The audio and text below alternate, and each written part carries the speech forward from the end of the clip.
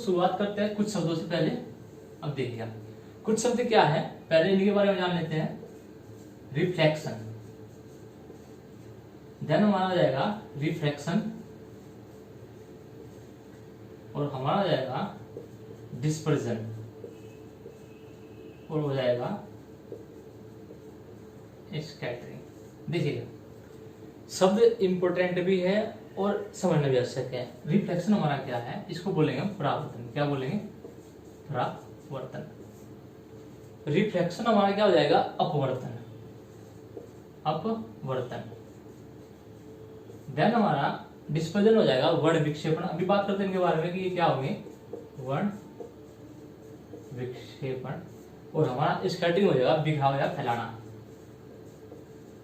बिखराना या बिखराव।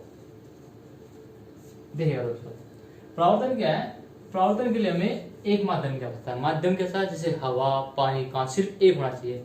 परावर्तन से हमें वस्तु दिखाई देती है। जैसे हम इस कलर को देख पा रहे हैं, ब्लैक को, इस बोर्ड को देख पा रहे हैं, कमरे को, आप मुझे देख पा रहे हो, तो ये सब क्या परावर्तन के कारण। कैसे? प्रकाश किरण टकरा रही है और आप तक पहुंच रही है आपकी आंखों में, ठीक है। या फिर हम जिस भी चीज को देख रहे हैं उससे टकराकर हमारी आंखों में आ रही है, तो किसी कारण हो रहा है परावर्तन। और परावर्तन के लिए हमें एक ही माध्यम की आवश्यकता है। उसके अपोजिट होता है हमारा अपवर्तन।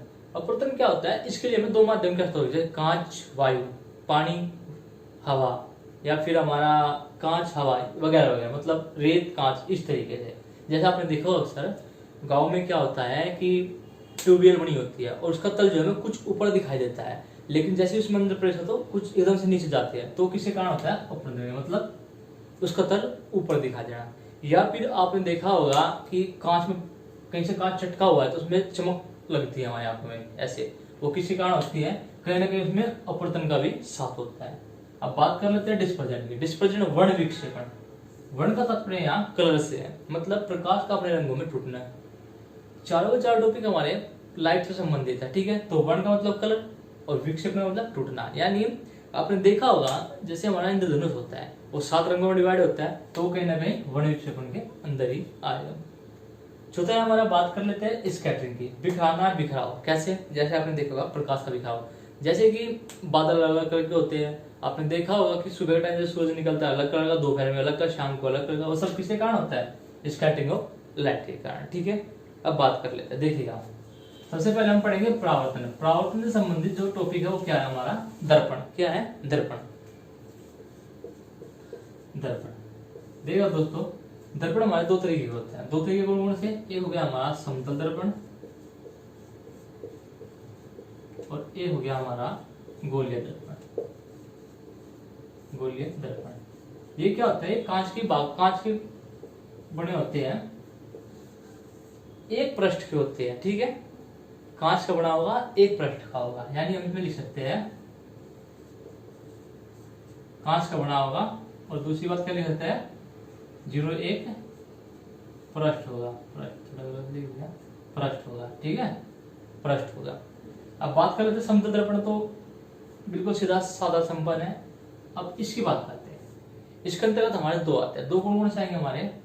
अब तो देखिए बेसिक स्ट्रक्चर है, ये समझने भी जरूरी है। अवतल दर्पण और दूसरा आएगा हमारा उत्तल दर्पण।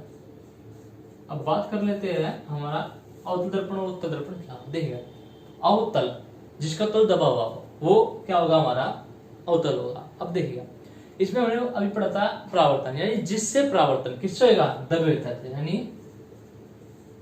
परावर्तन किससे होगा? दबे तल से। एग्जाम्पल के लिए ये देखा, ये कोई कांच का हिस्सा था गोला, पॉलिश यहाँ हुई है, तो ये परावर्तन इस तल से होना शुरू हो जाएगा इस तरीके से, तो दबाव तल है अंदर का, ठीक है। तो उत्तल दर्पण क्या हो जाएगा? जिसका तल उठा हुआ, यानी परावर्तन किससे होता हो? उठे हुए तल से, ठीक है। तो इसके लिए ऐसा चित्र बन जाएगा, पॉलिश अंदर की तरफ हो जाएगी ये, और ऐसे ऐसे या फिर ऐसे ऐसे इस तरीके से इनसे क्या होगा? हमारा परावर्तन होगा। तो ये हमारा उत्तल दर्पण। जैसे हम बात कर सकते हैं, एक इंपॉर्टेंट बात हो रहा है इसके बारे में, जो ये हमारा होता है ये अभिसारी प्रकृति का होता है। किसका होता है? इसकी जो प्रकृति है वो कैसी हो जाएगी? अभिसारी, अभिसारी। और इसकी क्या हो जाएगी? अपसारी। ये इंपॉर्टेंट पॉइंट है, अपसारी। अभिसारी से तात्पर्य क्या है कि प्रकाशीय किरणों को एक जगह इकट्ठा करेगा। इकट्ठा मतलब है एक बिंदु पर भी कर सकता है लेकिन जरूरी नहीं है, या फिर एक बहुत कम क्षेत्र में कर सकता है, ठीक है।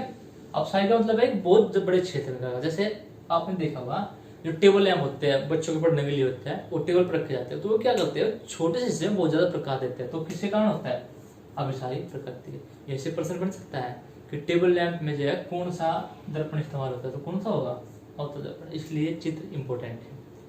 इसके विपरीत आपने देखा गलियों में जो लैंप लगे होते हैं, फिर हमारे बल्ब लगे होते हैं बड़े बड़े, या फिर स्ट्रीट लाइट होती है सड़कों पे लगी होती है, वे काफी ऊंची होती है और प्रकाश भी दूरी तक देते हैं।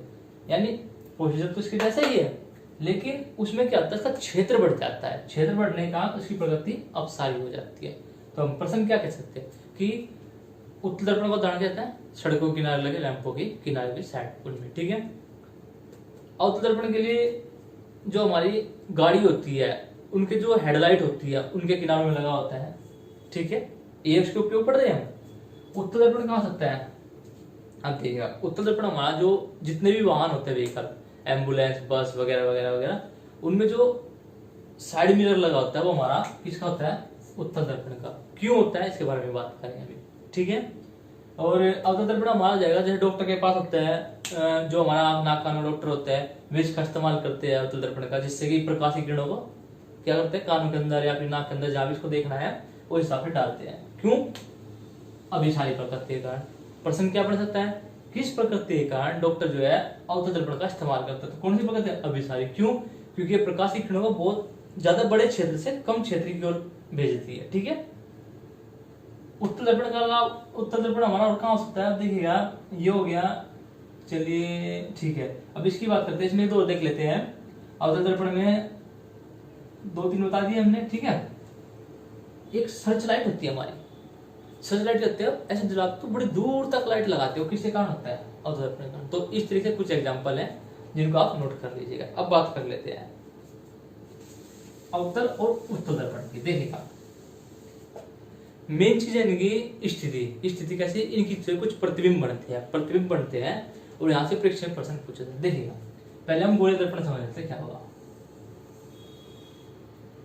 ये हो गया हमारा गोला, इसको हो गया सेंटर केंद्र, ठीक है। ये खोखला गोला है, क्या है, खोखला गोला, खोखला कांच का गोला, ठीक है। गोला समझा, फुटबॉल टाइप। उसके बाद हमने इसको काटा, ये लो, चूंकि ये सिंगल पृष्ठ है, सिंगल पृष्ठ कैसा, एक पृष्ठ इधर और एक पृष्ठ इधर। अगर हम इसको इस पृष्ठ पर क्लाई कर दे, क्लाई का मतलब है इस पर पेंट कर देंगे, पॉलिश होती है, इसको कर दे, ठीक है। लाल ऑक्साइड और मरकरी का कुछ होता है मिश्रण, इसको कर दे तो इससे परावर्तन, भाई सिंगल है तो परावर्तन इस सतह से होगा। और अगर हम इसी के अपोजिट बना दे, मतलब इसके अंदरली साइड में कर दे पॉलिश, तो परावर्तन इस पर ऐसे से होगा, इस तरीके से वगैरह वगैरह, ठीक है। अब देखिए जो ये बना है हमारा चित्र 1 और चित्र 2, चित्र 1 भी ज्यादा इंपॉर्टेंट है क्योंकि इसकी 6 स्थितियां बनती है। कितनी स्थितियां बनती हैं, 6 स्थितियां, जिनमें से प्रश्न बनते ही बनता है। अब देखते हुए 6 स्थितियां कैसे बनेगी, ठीक है। इस पर ध्यान कीजिएगा सेंटर पर।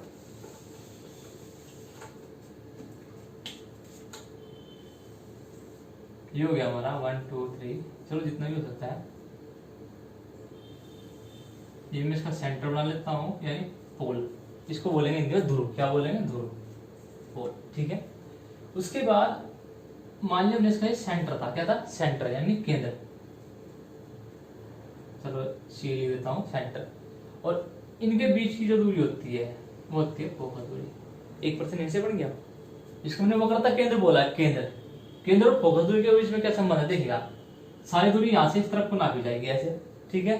तो ये होगी यहाँ से लेके यहाँ तक की हमारी क्या होगी, त्रिज्या, क्योंकि देखो अभी ये सी था और ये क्या होती है, त्रिज्या, ठीक है।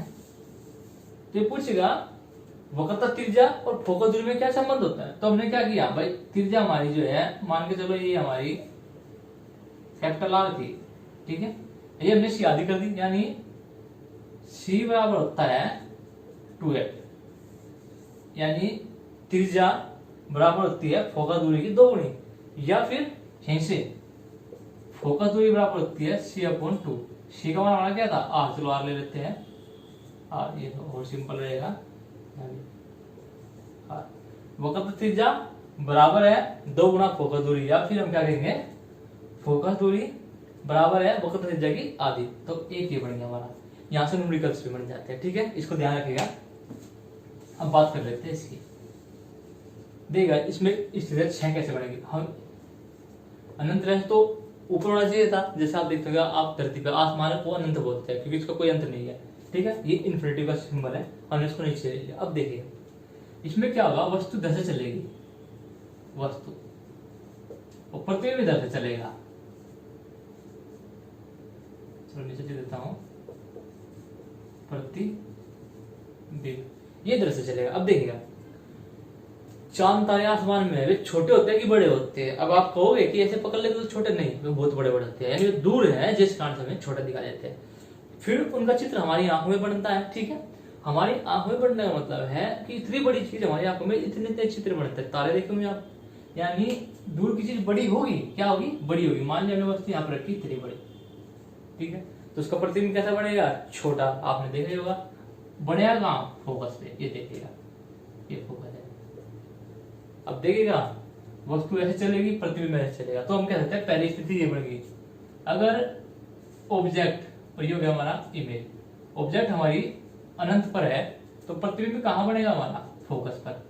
कैसा बनेगा, अब देखिएगा जो उल्टे बनते हैं ना उनको वास्तविक चित्र बोलते हैं। अब एक प्रश्न होने से, जो हमारे अवतल दर्पण है उनके द्वारा हमारे वास्तविक प्रतिबिंब बनते हैं और उत्तल दर्पण के द्वारा हमारे आभासी प्रतिबिंब। यही कारण है कि वास्तविक प्रतिबिंब बनने के कारण अवतल दर्पण की 6 स्थितियां बनेगी। ठीक है, और उत्तल दर्पण की स्थिति 1। बात कर लेते हैं जो उल्टा बनेगा कैसे बनेगा, वास्तविक। अब यहां लिखते हैं उल्टा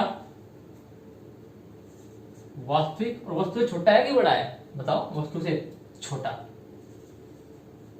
ठीक है, तो यानी मैं यहां लिख देता हूं उल्टा वास्तविक और छोटा। ठीक है, देख लीजिएगा। उसके बाद वस्तु को हम जंप कराते हैं इधर, आगे आएगी। आगे आने का मतलब है यहाँ पे ये स्थिति 1 थी, ये 2 है, ये 1 थी। अब वस्तु ये ऑब्जेक्ट है हमारी अनंत और सी के बीच में आ, किसके बीच में आ गई, अनंत और सी। सी बोले तो वक्रता केंद्र, सेंटर, इनके बीच में आ गई। वस्तु इधर चली तो प्रतिबिंब इधर चलेगा। अभी एफ और सी इनके बीच में आ जाएगा और थोड़ा सा बड़ा बन जाएगा। ठीक है, लेकिन वस्तु के मुकाबले क्या है, अभी भी छोटा है। ठीक है, अब देखिएगा तो हम क्या कहेंगे कि प्रतिबिंब कहाँ बनेगा, फोकस और वक्रता केंद्र के बीच। कैसा है, उल्टा वास्तविक, और कैसा है, वस्तु से छोटा। ठीक है, वस्तु से छोटा। इस प्रकार ये हमारी स्थिति 2 हो गई। उसके बाद वस्तु इधर जाएगी, इधर जाने का मतलब है वो सी पर आ जाएगी, कुछ छोटी हो जाएगी, और जो प्रतिबिंब हमारा ये भी सी पर आ जाएगा। किस पर आ जाएगा, सी पर। यानी ये हमारी कौन सी स्थिति होगी, थर्ड। ये हो गई हमारी थर्ड सिचुएशन। अब देखिएगा इसमें क्या होगा, वक्रता केंद्र बराबर होता है, वक्रता केंद्र यानी केंद्र पे सारी चीजें बराबर होगी। सेंटर, सेंटर बिल्कुल, तो सेंटर पे बराबर हो गया, यानी हम कहेंगे सेंटर पर रखे उसके प्रतिबिंब सेंटर पर ही बनेगा। कैसा बनेगा, उल्टा वास्तविक और बराबर। क्या बनेगा, बराबर, बराबर वैल्यू देता हूं, बराबर, उल्टा वास्तविक बराबर। उसके बाद वस्तु इधर जाएगी, इधर का मतलब है इसके ऊपर आ जाएगी, यानी जो ये था, चलो तो यहां पर रख लेता हूं वस्तु को, ये हो गया। ठीक है, वस्तु यहां आ गई, प्रतिबिंब कहां जाएगा, प्रतिबिंब यहां आ जाएगा, और ये बड़ा बनेगा थोड़ा। ठीक है, क्या बनेगा, थोड़ा बड़ा बनेगा। अब देखिएगा वस्तु कहां है, सी और एफ के बीच, क्योंकि हमारा सी था यहाँ पे, सी और एफ के बीच, और प्रतिबिंब हमारा कहां बना है, सी और अनंत के बीच, सी और अनंत के बीच। कैसा बना है प्रतिबिंब हमारा, वास्तविक, उल्टा और वस्तु से बड़ा, वस्तु से बड़ा, बड़ा बड़ा ना वस्तु, ये ऑब्जेक्ट। उसके बाद हमारी ऑब्जेक्ट यहाँ पे आ जाएगी, यहाँ का मतलब ये फोकस के ऊपर आ जाएगी, ये आगे। ठीक है, यहाँ आने का मतलब है ये हमारी कहां चली जाएगी, अनंत पर। कहां चली जाएगी, अनंत पर। ये लो, ये आ गई। और अनंत पर वस्तु कैसी होती है, बड़ी बड़ी। तो हम क्या कहेंगे, जब हमारी वस्तु फोकस पर है तो प्रतिबिंब कहां बनेगा, अनंत पर। कैसा बनेगा, वास्तविक उल्टा और वस्तु से बहुत बड़ा। अब देखा 1 2 3 4 5 6, ये कितनी स्थिति हो गई? 6। क्या हमारा ये ठीक है? ठीक है। अब बात कर लेते हैं इस चल कौन सी स्थिति बन सकती है। अब देखिएगा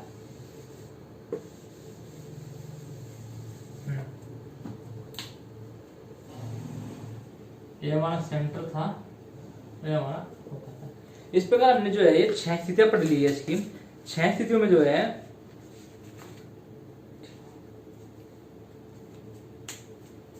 अब ये स्थिति, ये देखिएगा ये और ये क्या अंतर है इनमें बताइएगा। अगर वहां पे प्रतिबिंब जो है छोटा बना हुआ था तो यहाँ पे कैसा बनेगा? प्रतिबिंब बड़ा बनेगा। हालांकि यहाँ पे छठी स्थिति में एक अपवाद है। अपवाद क्या है? हमें अंत पे प्रतिबिंब दिखाई नहीं देगा।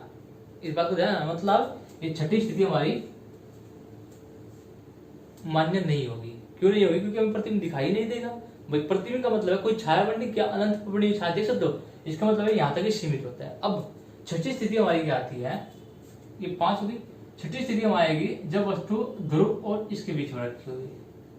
ये देखिए, इसका हम क्या बोलेंगे? जब वस्तु हमारी ध्रुव और फोकस के बीच में रखी है तो तब क्या होगा प्रतिबिंब? अब देखिएगा, थोड़ा सोचने की बात है कि जब वस्तु दर्पण के ध्रुव और फोकस के बीच में रखी है तो प्रतिबिंब हमारा कैसा बनेगा? सब में वास्तविक वास्तविक वास्तविक बना है, उल्टा उल्टा बना है। तो अब की बार जो है प्रतिबिंब जो है कहाँ जाएगा? इस दर्पण के पीछे जाएगा, इस दर्पण के पीछे जाएगा।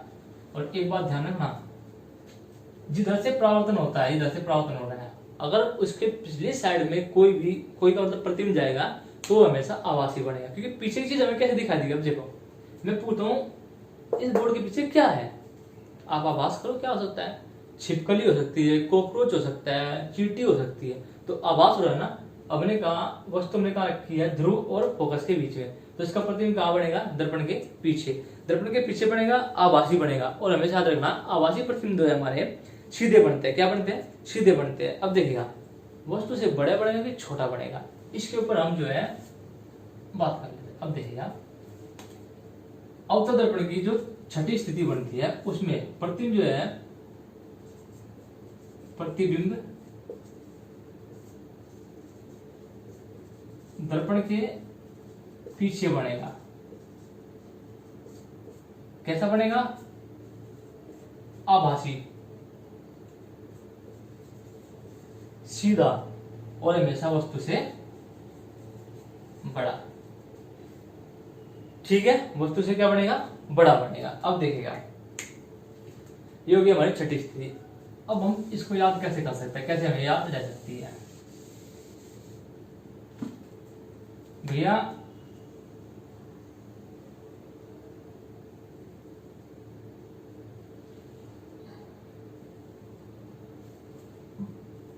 अनंत पर वस्तु है तो प्रतिबिंब फोकस पर, अगर अनंत पर है तो प्रतिबिंब फोकस पर। ठीक है, वस्तु फोकस पर तो प्रतिबिंब अनंत पर हो गया। इधर वस्तु बड़ी होती है, इधर छोटी होती है। यानी अगर वस्तु अनंत पर है तो प्रतिबिंब छोटा बनेगा, अगर वस्तु फोकस पर है तो प्रतिबिंब बड़ा बनेगा, जो हमने स्थिति अभी काटी है। ठीक है, उसके बाद हम बात कर सकते हैं, अगर जो है वस्तु किसके बीच में? सी और एफ के बीच में इधर चलेगी आती है तो प्रतिबिंब एफ और सी के बीच में है। किसके बीच में आएगा? एफ और सी के बीच में आएगा। वस्तु बड़ी है तो प्रतिबिंब भी छोटा रहेगा। उसके बाद वस्तु जो है सेंटर पर आ जाएगी, सी पर। जब कोई चीज सेंटर पर होती है तो बराबर होती है, तो ये बराबर हो जाएगी। ठीक है, वास्तविक उल्टा। अवतल दर्पण में 5 स्थितियों में हमारे प्रतिबिंब वास्तविक उल्टे बनेंगे। छठी स्थिति जिसमें ये रखा था पोल और फोकस के बीच में, तब ही वो आभासी सीधा वस्तु से बड़ा बनेगा। इस तरीके से आप इसको देख सकते हैं। थोड़ा बोरिंग लग सकता है, लेकिन 1-2 बार पढ़ोगे तो आप इसको क्लियर कर लोगे। ठीक है, अब देखिएगा, हाँ एक बात और देखिएगा, ये हमारा सी हो गया, ये हमारा एफ हो गया, ये हमारा पी हो गया, ये हमारा अवतल दर्पण है।